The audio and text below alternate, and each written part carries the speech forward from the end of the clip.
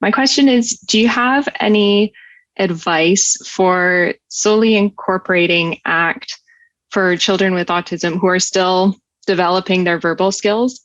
So I think there's some private verbal behavior going on, but it's not always, they aren't always able to express it. Yeah, it's totally different procedures. Lots and lots of physical movement, lots and lots of play, lots and lots of drawing and painting and running and jumping and hopping, lots and lots of sculpture with Play-Doh. You can't ask a kid who's 6 years old, even who's typically developing, what do you value? You got to find other ways to talk to that kid that makes sense for that kid. And you can't ask a kid who is just developing verbal skills. Once they start developing verbal skills, as you just pointed out, Wendy, you're absolutely right. They're talking to themselves. Their way of talking to themselves may be different from your way of talking to yourself. And they may not be able to tell you what they're saying to themselves. So you need to get them to externalize it, to act it out.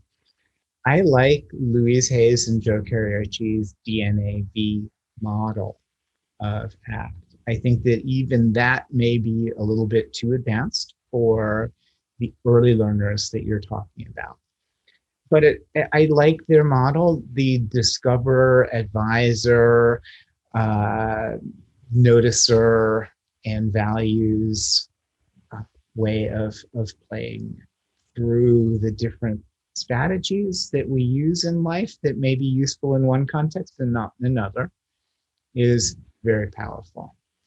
The other thing that I think is particularly useful is superhero therapy. Janina Scarlett's approach to ACT, I think, is very powerful for everyone, not just for the littles, but also for adults. I think all of us could channel a superhero here and there to help us get through some of the stuff that we're going through and be more effective in the world. But I think that, with the earliest of learners, lots and lots of crayons and Play-Doh and running and jumping is going to be great. The more you can help them to see that the hurdle they're jumping over is not just the physical hurdle, but also what they're saying to themselves when they say, I can't. Well, sure you can.